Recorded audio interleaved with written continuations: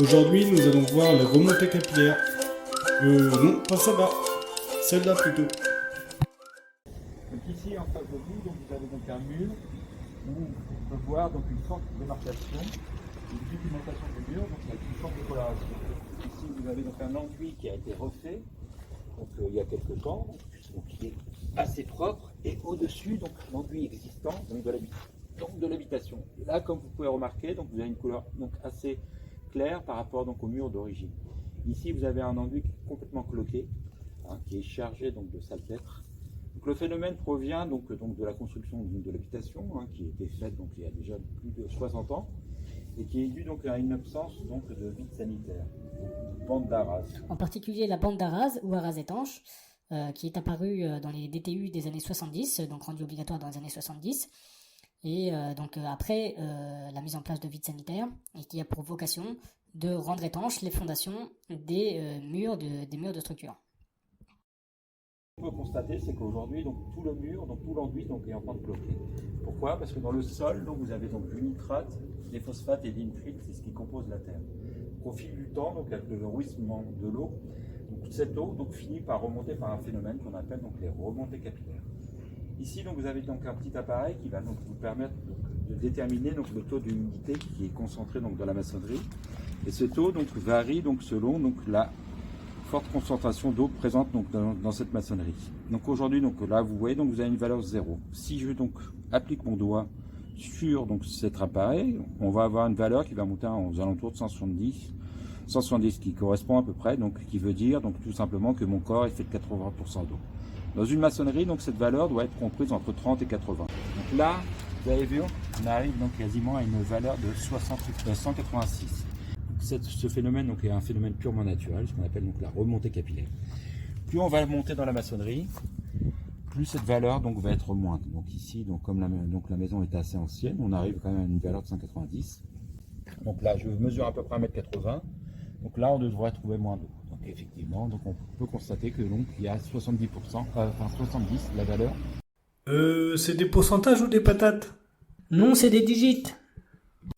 Donc ce phénomène donc, étant qu'un phénomène, comme j'ai pu vous le dire précédemment, donc, purement naturel, donc il n'y a aucune action mécanique, c'est simplement donc, cette eau qui circule donc, dans la maçonnerie. L'eau remonte donc l'hiver, donc l'eau est contenue dans la maçonnerie. Cette eau donc en période estivale donc ça sèche, et en s'asséchant, vous avez une cristallisation des sels minéraux, ce qui génère donc ce fameux salpêtre qui a tendance donc à déliter donc l'enduit qui est présent dans cette maçonnerie.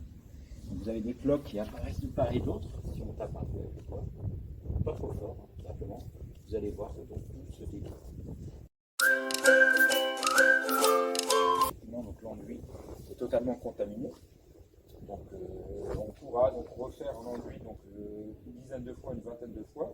Si on ne traite pas donc le problème donc, de fond, donc le phénomène se reproduira. Donc vous avez une maison qui est humide, puisque donc, le mur, donc c'est un mur donc, extérieur et aussi un mur intérieur.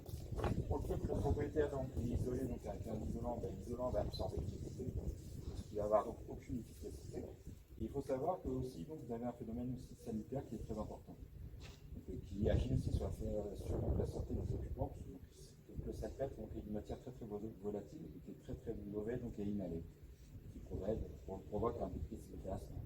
C'est prouvé donc, sur le plan médical. Et la conséquence aussi, c'est que ne serait-ce que donc, la présence donc, de cette humidité, bah, donc automatiquement, quand vous chauffez votre habitat, bah, vous êtes sur consommation qui est estimée à ce jour entre 17, 15-17% de surconsommation par rapport à une maison qui est donc peut-être totalement pas concernée par les fonctions. Qu'est-ce que tu dis, papy? Pour traiter donc, ce problème donc, de manière définitive et pérenne sur le long terme, donc, il existe donc, un procédé, ce qu'on appelle donc, la barrière d'étanchéité. On va donc, à 10 cm du sol, tous les 10 cm, forer donc, le mur donc, en microforage. Donc, Des petits trous, encore des petits trous, des petits trous, des petits trous. sur toute la longueur, donc jusqu'à 5 cm du bord opposé. Donc, tous les 10 cm, vous aurez donc des microforages pour créer donc une barrière. On va injecter dans cette barrière donc, une solution donc, qui va permettre donc, une solution d'une résine liquide qui va être injectée donc, avec un mini compresseur donc, à basse pression, de façon que cette résine puisse, sur donc, le veinage, donc, où est présente l'eau. Et cette résine qui va rentrer en contact de l'eau va se durcir et créer donc ce qu'on appelle ce phénomène de barrière d'étanchéité. Le mur, donc, une fois que donc, la barrière donc, a été créée, donc l'injection a été faite sur la totalité, effectivement on va reboucher donc, les micro-forages donc, avec un enduit identique à celui de la maçonnerie existante. Des problèmes d'humidité, Des infiltrations d'eau? des champignons ou des insectes sur votre charpente. Appelez-nous, c'est gratuit.